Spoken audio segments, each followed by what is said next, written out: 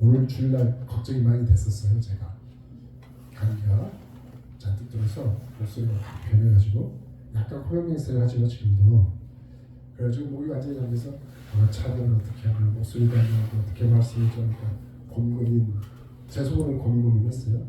근데 어제부터 확 또 좀 목이 풀려서 말씀을 전할 수 있게 됐구나. 그래서 하나님께 감사를 드렸습니다. 마음이 좀 간절하니까 또 하나님께서 그렇게 풀어주신 줄 믿습니다. 여러분 감기 걸리지 마시고 건강하게 올겨울 잘 지내서 하시는 모든 일도 형통한 일로 하나님께서 함께해 주실 줄 믿습니다. 예, 오늘 말씀은 우리 주님께서 원대로 하옵소서라고 하는 그 말씀의 제목으로 오늘 나누고자 합니다. 여러분 히브리서 11장 하면 우리가 뭐라고 얘기를 하죠? 믿음의 장이라고 얘기를 합니다. 이 히브리서 11장은 우리에게 아주 중요한 교훈을 주고 있는 책이에요. 거기에 6절의 말씀을 보면 이렇게 말씀이 기록되어 있습니다. 믿음이 없이는 하나님을 기쁘시게 하지 못하나니라고 말씀이 기록되어 있습니다. 저는 이 구절을 이렇게 생각해 봅니다. 믿음이 하나님을 감동시킵니다. 이렇게 말합니다. 또 1절의 말씀 여러분도 많이 알고 계시죠? 믿음은 바라는 것들의 실상이요 보이지 않는 것들의 증거라고 이렇게 말씀이 기록되어 있죠. 또 저는 이것을 이렇게 해석해 보고 싶습니다. 믿음은 바랄 수 없는 것들을 바라게 하고 믿음은 볼 수 없는 것을 볼 수 있게 하고 믿음은 들을 수 없는 것을 들을 수 있게 하고 믿음은 만질 수 없는 것을 만질 수 있게 합니다. 라고 말합니다. 성경은 우리에게 철저하게 믿음이 어떤 교훈을 주는지 말씀해주고 계세요. 성경의 가르침은 우리에게 세상의 성공보다도 오직 믿음으로 우리가 세상을 살아가고 또 믿음으로 판단하고 믿음으로 행하게 해서 한결같이 우리에게 가르치고 계시다는 것이죠. 성경에는 많은 인물도 등장하고 성경에는 많은 믿음의 말씀들이 기록되어 있습니다. 오늘 우리에게 교훈을 주는 이 말씀들을 살펴보면서 다시 한번 믿음에 대해서 한번 상고해보는 시간이 되어보기를 희망해 봅니다. 여러분 아브라함을 뭐라고 호칭하죠? 믿음의 조상이라고 호칭합니다. 요즘 우리가 이제 창세기를 벗어났으니까 잘 아시고 계실 겁니다. 아브라함은 믿음의 조상이라고 호칭되었죠. 창세기 22장의 말씀을 보게 되면 아브라함이 자기 하나밖에 없는 아들을 하나님 앞에 바쳐요. 하나님께서 명령을 하죠. 너희 아들 이삭을 모리아 산으로 데리고 가서 나에게 번제로 바치라고 얘기를 해요. 그러면서 하나님께서 이 아브라함의 믿음에 감동이 되었다고 기록하고 있습니다. 아브라함은 믿음을 말씀대로 순종하는 자였어요.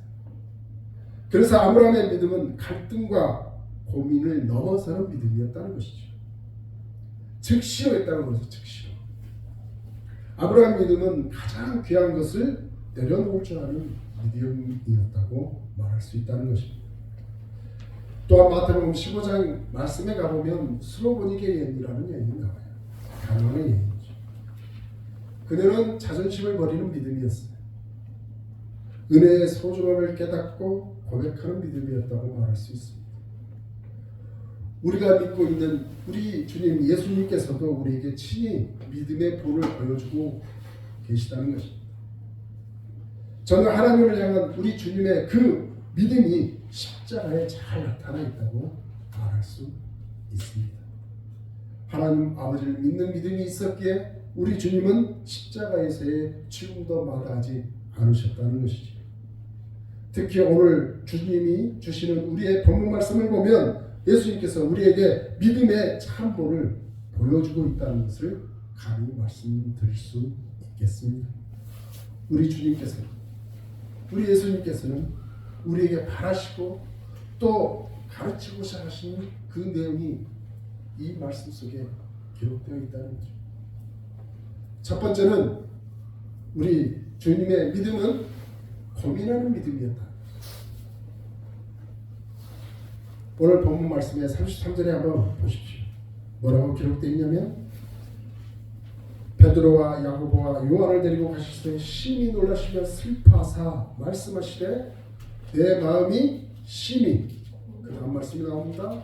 고민하여 죽게 되었으니 너희는 여기 머물러 깨어있어. 우리 주님의 마음에 어떤 상황이었다고요? 고민의 상황이었다는 고민이었어요.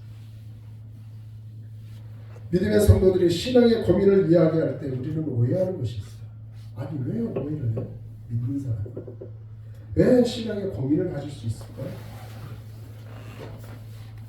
누군가의 그 고민과 갈등이 있다고 하면 우리는 그것을 약간 부정적으로 바라보는 경향이 있어요. 다시 말해서 부정적으로 해석할 때가 있다는 것이죠. 그러나 신앙의 그 고민과 갈등은 꼭 부정적으로 나쁘게 보아서는 안 된다는 것입니다. 여러분은 명절이 오면 어떤 생각을 갖고 계십니까? 이제 곧 설날이 다가오시죠. 저에게는 어렸을 때 명절이 다가오면 아주 행복한 날이었어요. 많은 사람들을 만날 수 있었고 오랜만에 친척을 만나고 또 친척들이 용돈도 주고 또 만난 음식도 먹을 수 있었고 그날에는 공부하라는 소리 안 듣고 마음껏 놀 수 있으니 얼마나 좋습니까? 좋은 옷도 입을 수 있고. 그런데 어른이 되고 나서 맞게 되는 명절은 기쁨이 아니라 스트레스가 장난이 아니죠. 주부는 주부대로 남편은 남편대로 참 힘들어하는 명절이 우리 마음 한켠에 자리 잡고 있게 된다는 것이죠. 왜냐하면 아이들에게도 어른 노릇은 해야 되고 또 어른들에게는 제가 해야 할 도리가 있기 때문에 그렇습니다. 만약 어릴 때는 좋기만 했던 것이 어른이 되어서는 스트레스가 되는 그 이유가 바로 어른이 됨으로 말미암아 내가 성숙해졌기 때문에 가질 수밖에 없는 그 고민과 갈등이 자리 잡고 있더라는 것이죠. 그래서 여러분들에게 감히 말씀드릴 수 있을 것 같습니다. 사람은 성숙해질수록 고민과 갈등은 더 깊어진다고 말할 수 있다는 것이죠. 하지만 여기는 중요한 한 가지 사실이 있습니다. 바로 고민과 갈등의 질, 무엇을 놓고 고민하느냐, 무엇 때문에 갈등하느냐, 그 내용이 매우 중요하다고 말할 수 있다는 것이죠. 어른이 되어서 명절을 맞이하게 되면 따뜻한 살림을 생각하고 이제 이 명절을 어떻게 보내야 할지 하는 그 고민, 마땅한 고민입니다. 당연한 고민이 되죠. 그러나 어른이 되었음에도 불구하고 먹을 것만 생각하고 놀 것만 생각하고 그러면 그 어른을 가리켜 뭐라고 얘기할 수 있을까? 어른이라고 말하기가 좀 창피하죠. 신앙도 동일하다는 거죠. 신앙이 깊어질수록 주의 그 은혜를 알면 알수록 우리의 고민은 깊어질 수밖에 없다는 것입니다. 우리를 향한 주님의 그 소원을 내가 느끼고 있기 때문에 그렇다는 거예요. 하나님의 뜻을 내가 알고 있기 때문에 그렇다는 것이죠. 내가 주님의 뜻을 깨닫고 헌신하고 싶은데 과연 내가 그럴 만한 능력이 있는지 내가 스스로 고민된다는 것입니다. 주의 말씀을 듣고 내가 충성하고 싶은데 인간적으로 내가 여러 가지 내 마음속에 부딪히는 것들이 있다는 것이죠. 그러니 고민과 갈등이 심각해질 수밖에 없는 것입니다. 하지만 저는 이것을 가르쳐 거룩한 고민이요 거룩한 갈등이라 이야기하고 싶습니다. 세상의 고민과 갈등은 자신을 위한 것이지만 이 거룩한 갈등과 고민은 하나님을 이해하는 것이기 때문에 그렇다는 것입니다. 사랑하는 여러분, 우리 마음에 어떠한 고민이 있으십니까? 무엇 때문에 고민하고 계십니까? 거룩한 고민입니까? 아니면 우리의 욕망 때문에 욕심 때문에 고민하고 있는 것입니까? 지금 여러분의 마음은 어디로 향하고 있습니까? 우리가 무엇을 사모하고 있느냐는 것입니다. 내 마음의 소원과 마음의 중심을 너무도 잘 알고 계시는 우리 주님께서는 성경에 이렇게 말씀하고 계세요. 그러므로 내가 너에게 이르노니 목숨을 위하여 무엇을 먹을까 무엇을 마실까 몸을 위하여 무엇을 입을까 염려하지 말라. 목숨이 음식보다 중요하지 아니하며 몸이 의복보다 중요하지 아니하며 공중의 새를 보라. 심지도 않고 거두지도 않고 창고에 들이지도 않고 너희 하늘 아버지께서 이 모든 것을 알고 계시느니라. 하지만 너희들이 이것들보다 너무도 귀하지 않느냐. 너희 중에 누가 염려함으로 그 키를 한 자나 더 키울 수 있겠느냐라고 말씀하십니다. 그러시면서 더욱더 너희가 의복을 위하여 염려하느냐. 또 들의 백합화를 보아라. 그거는 자기가 수고도 하지 않고 길쌈도 안 했는데 내가 다시 너희에게 말하노니 솔로몬의 어떤 영광으로도 이 꽃 하나만 갖지 못하였다라고 우리 주님이 말씀하고 계시다는 것이죠. 우리 주님은 이미 우리 마음을 알고 계셨던 것이죠. 우리의 마음과 생각이 세상을 향하고 있음을 알고 계시다는 것이죠. 우리의 눈이 물질로 향하고 있음을 알고 계시다는 것이죠. 우리가 하나님을 믿는 자라고 고백하고 있습니다마는 우리의 고민과 염려가 하나님 때문이 아니라 이 세상 때문이며 우리의 욕심 때문에 그렇다는 것을 우리 주님께서는 너무나도 잘 알고 계셨던 것입니다. 그래서 우리 주님이 계속해서 말씀하시는 거예요. 오늘 읽다가 내일 아궁이에 던질 풀들도 하나님이 이렇게 입으시는데 하물며 너희 그 뭐냐 믿음이 적은 자들. 그러므로 염려하여 이르기를 무엇을 먹을까 무엇을 마실까 무엇을 입을까 하지 마라. 이는 이방 사람들이 구하는 것이다. 너희 하늘 아버지께서 이 모든 것이 너희에게 있어야 할 줄을 이미 알고 계시다. 그러니 너는 먼저 그의 나라와 그의 의를 구하라. 그리하면 이 모든 것을 너희에게 더하시리라 말씀합니다. 그냥 주시려가 아니라 더하여 주신다고 말씀하고 계시죠. 우리 주님께서 이렇게 약속의 말씀을 주셨습니다. 하지만 여러분 우리가 예수를 믿는다고 하면서 세상 것으로 염려하고 고민하는 것을 하나님은 절대로 기뻐하지 않으신다는 것입니다. 우리들의 고민은 마땅히 그의 나라와 그의 의를 구하는 즉 거룩한 고민이 될 수 있어야 함을 말씀하고 계시다는 겁니다. 여러분도 아마 창세기를 그리고 이제 출애굽기를 읽어가면 이제 이 이스라엘 백성들이 하나님 앞에 어떻게 했는가를 이제는 읽어나가게 될 것입니다. 출애굽한 이후에 이 이스라엘 백성들은 하나님의 그 위대하신 동행에 같이 동참했던 자들입니다. 그런 체험에도 불구하고 그들 가운데서 원망과 불평이 끊이지 않았다는 것을 우리는 살펴볼 수 있게 될 것입니다.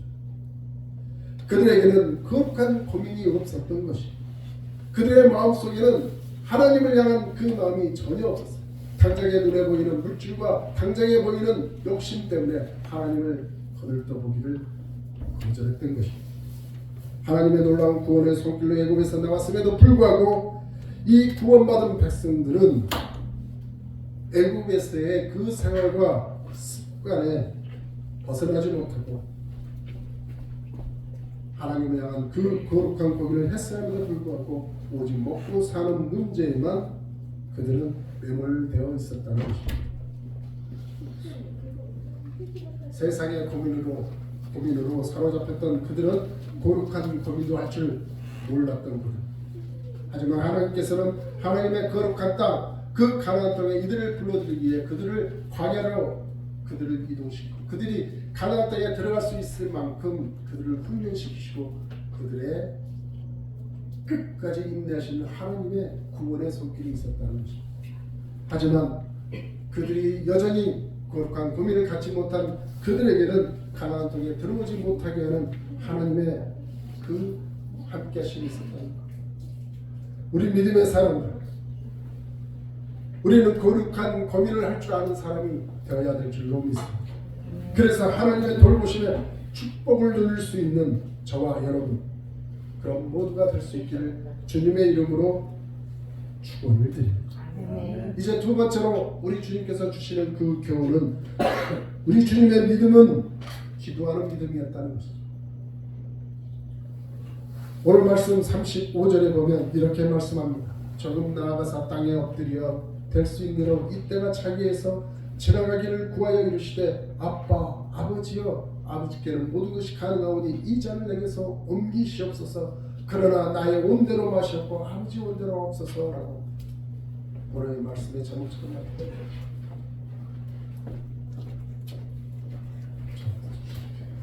아이고 감사합니다.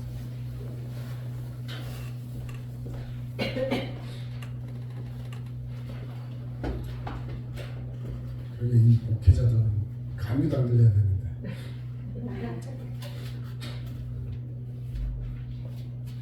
그래도 목소리를 낼 수 있는 게 감사합니다. 예, 내가 하나님에 대해서 안다고 하는 사실만으로는 내가 부족하다는 것을 우리는 알아야 하나님을 오늘 우리들이 주님의